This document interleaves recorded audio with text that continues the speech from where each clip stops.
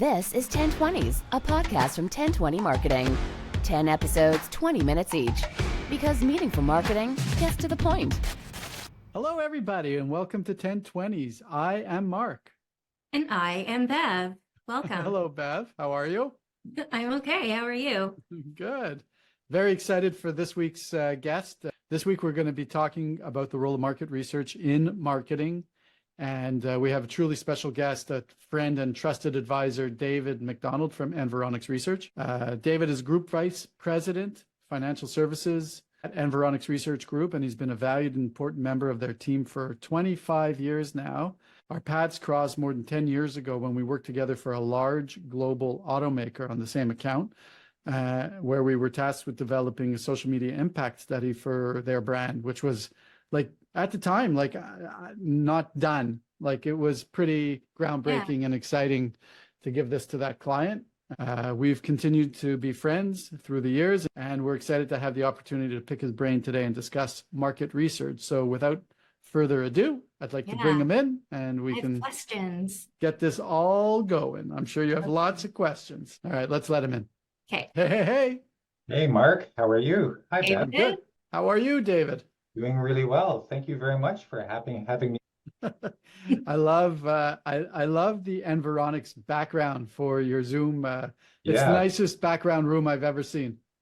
It's our old space. We've actually moved recently, but it's a nice backdrop, and it's because my home office looks like the before picture in the design magazine. So it's fake? Yeah, it's just a wall. I can never tell. Anyway, welcome, David. Thanks for having me on the show. I've been looking forward to this.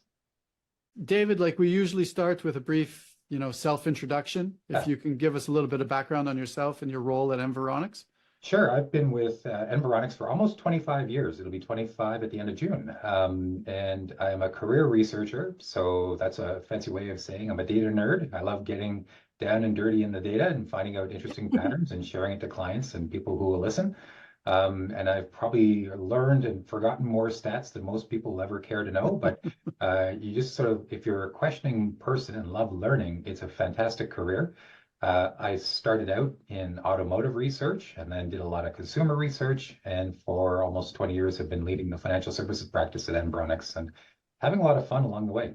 I love that. So, I was giving a little bit of a preamble, and I said that you and I met because of an association to a large automotive brand. And we were doing some pretty groundbreaking work for that client in terms of social media impact and so forth.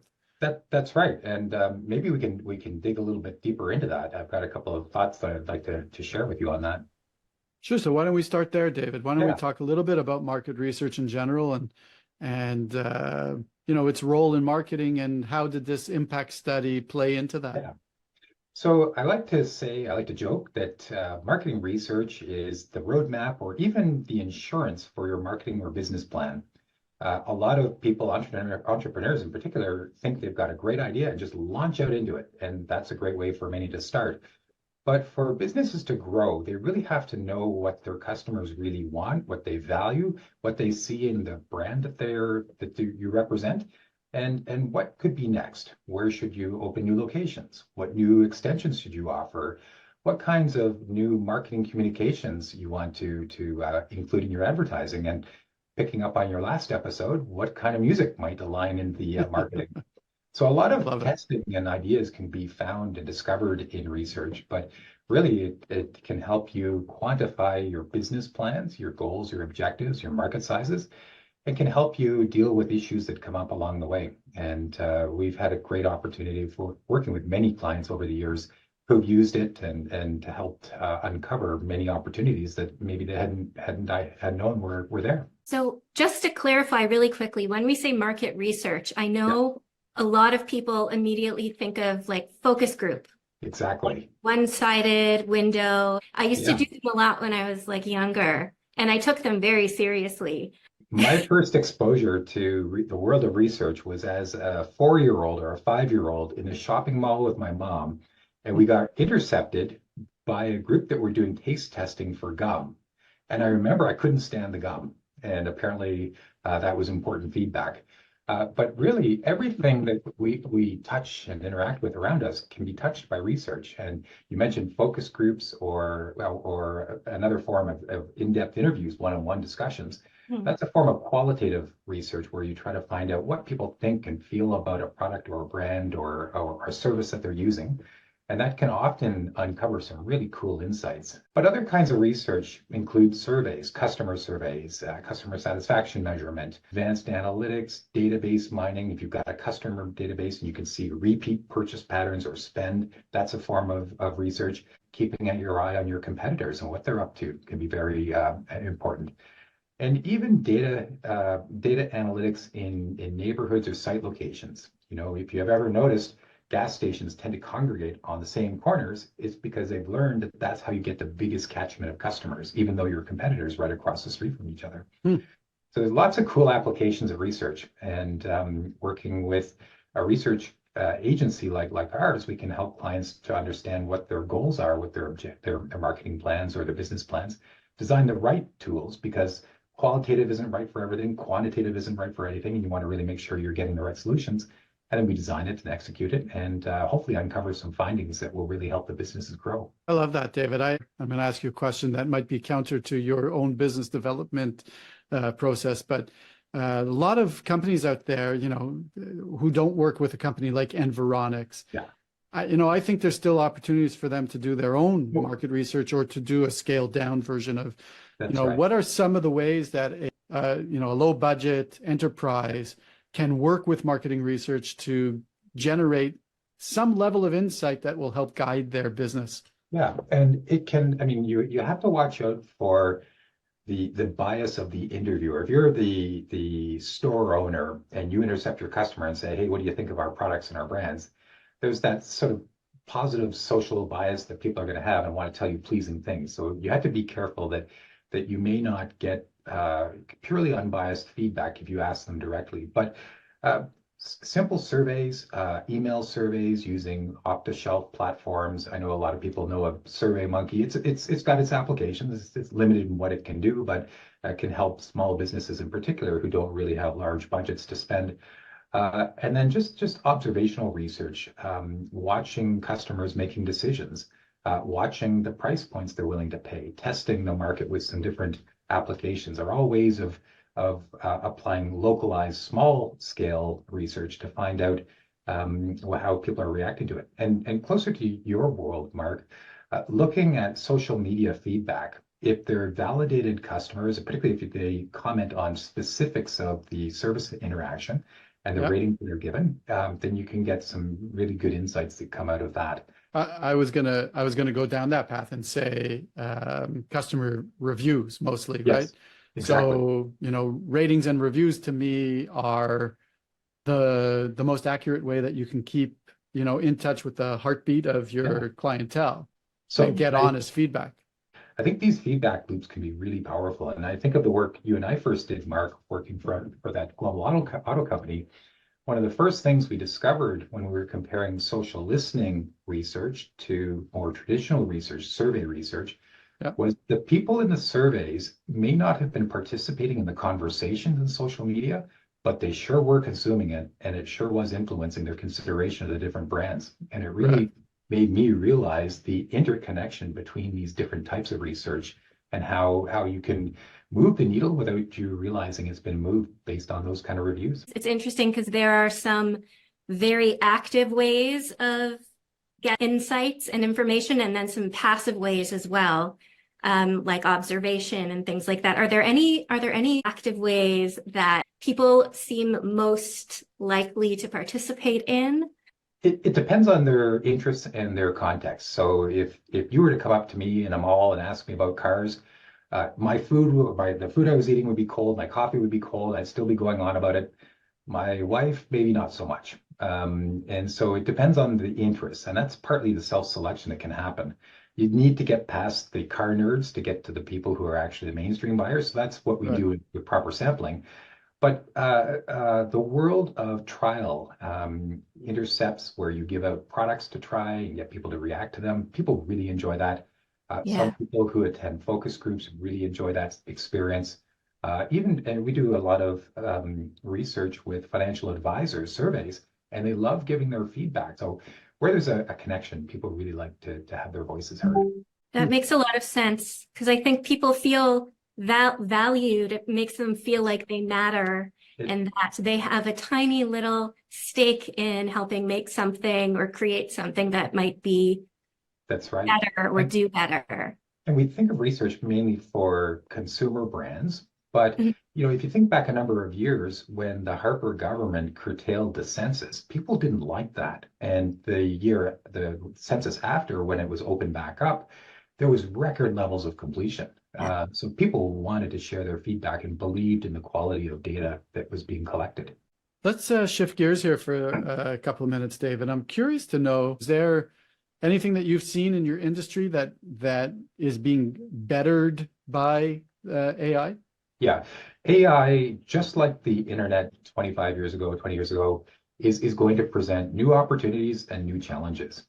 It's a tool, and it's a way of going through mass quantities of data to find insights and opportunities or patterns and discovery, or to simplify tasks. And in the world of research and researchers like us, we're working with and experimenting with AI to find out how it can help with various tasks we perform.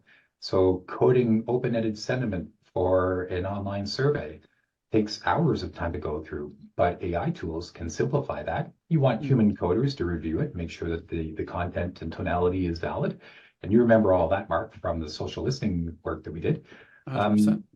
It can be useful for literature reviews, for discovering what other kinds of research have been done on a particular topic, or if you're putting together a list, for example, of top recreation items. Oh, I forgot golf, got to make sure that's in there, and it turned up in AI. So there's ways it can be used. It also can be used for creating synthetic data for testing survey lengths and making sure that all the logic is working properly and that there's no issues. So it's got a lot of great tools that way. People are concerned in our industry that is AI going to replace research? And it'll replace aspects of research, I'm sure. There are certain tools you can use AI for to answer questions you might have about simple topics. But I don't think it's going to necessarily replace the more qualitative nature or more complex questioning that we have, or where what's most important is not a specific answer, but the way people react to a concept. So if I develop a new product concept and Bev, you're my target and I want you to get your reaction, AI is not going to tell me that, but you sure are. And when I know you're a live human, that's who I want to talk to.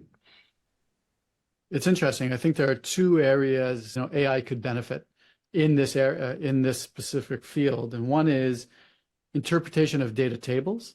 I think that AI can help you save a lot of time on the interpretation of those tables and presenting the actual information that is in the data and hidden in the data. I don't think it's there yet, but I see that that's something that is absolutely a feature of some of these tools. Sure. And then the second area, I think, is there are tools that help you write and that go beyond the typically familiar ChatGPT. That I saw one tool called Perplexity, which is specifically geared towards citing research in its answers. So if you're being indexed properly, if your studies are properly accessible by these tools, they can get cited in the research, in the answers that the Perplexity is giving. Yeah, those are all great examples. And we're still at the early days of AI and the applications that are being discovered. And I think it'll be a really great opportunity for both the users of research and the practitioners to find new ways of applying it to make their own work more efficient, to help them get the answers they're looking for, and to discover things that wouldn't come up naturally. You mentioned data tables. I work in a program called SPSS. It's a statistical package, and I love running crosstabs and searching for data. And my colleagues joke and say, you're the last person who should be doing this, and you should be automated with AI. So I like that quite a bit. And but there's always that human curiosity to go and discover and see, I've got an intuition, is it there? And maybe AI can help answer those more quickly than going and searching on your own. It's always heartening for me to hear that, Mark knows exactly what I'm going to say, that humans still matter even with the growth of AI in so many different areas. It's always heartening for me to hear that, there's always like a human element that can't actually really be replaced. That's right. And there was a cartoon circulating around a number of months ago that said for AI to work, it means that in the world of marketing, it means that client briefs have to be crystal clear and precise and accurate. Don't worry, your jobs are safe. Yeah. I totally agree. And I think there's a role to use it in the same exact way that we would use it to, maybe create a blog post or so forth. You tell it what you want. You get it. It's like a junior person kind of working on it, needs to be verified, needs to have the right tone injected into it and the interpretation of it so that it could be a marketing piece of material and not just some copy that's there, right? And marketing and research are both communications industries. The research industry is very data driven, but at the end of the day, we have to take those data insights and communicate them into meaning and direction for our clients. And anything that helps communicate more clearly and authentically becomes really powerful. Let's shift gears. We only have a couple of minutes left, David. A lot of the people and companies that we work with are in the B2B space. And, when we think of market research, we often think of it from a consumer-facing point of view and not necessarily from a business-to-business point of view. Could you comment on that and give us your thoughts on the importance of research in relation to the B2B environment? Absolutely. I've spent about half of my career doing research with B2B audiences, and it's really fascinating. You might assume that being business to business, they are more rational, they've got more perfect information, they've got more complete information, but we find anything but the case. In many cases, we find that they're humans first and foremost, and they're influenced by B2B marketing and branding. They've got their own preferences. One of the unique things that we do with research is called segmentation research, where we take large data sets and we group them into macro clusters of people as shared mindsets. And we have a number of proprietary tools at Environics, like our social values segmentations. And those are really cool because you can see these people and expressions of their values in everyday life. And you have to really understand the hearts and the minds and the drivers of those people if you're going to connect with them and resonate with them. Well, David, I think we're going to have to cut it off there if we're going to keep true to our brand promise of 20-minute podcast. I know we can go on for a long time. It'd be so embarrassing, Mark, if we went over 20 minutes. We want to do that. It would make me crazy. The focus group is now over. That's right. So, David, I really appreciate you taking the time. I'm sure we'll speak to you again. And thank you for being such an ardent supporter of ours. We really appreciate it. It's a pleasure, Mark. Great to meet you, Bev. You too. Thank you so much. We'll talk soon, David. Thank you. Bye-bye. Bye. That was very cool because I often find first of all, is it data or data? I always say data, but I feel like I say it wrong. I think it's tomato. Okay. I'm just going to keep saying data then. I always have found it so mysterious. And I think something that Environics does really well is they demystify it really well. I think at least one of the blog posts that we've written internally for 1020 has leveraged some of research. Yes, that's right. One point that I just want to reiterate, actually, would you agree that because a B2B audience is probably smaller than a consumer audience, market research should probably be just as important, if not more important, to that B2B company because it got to get it right? I would 100% agree with that. That and, the recognition that it's people, businesses are also consumers in just a different way. Ultimately, I don't see how it's really that different. Yeah, I totally agree. Okay, well, I think we got to put a wrap on that. Next week, we're having a very interesting conversation with a man named Mark Gorin. That's not me. That's not my dad. It's another guy. There's another Mark Gorin out there. That's right. And we have a great story to tell that we're going to share. So we're going to just tease it there and leave it. All right, we'll talk soon. Okay. Bye-bye.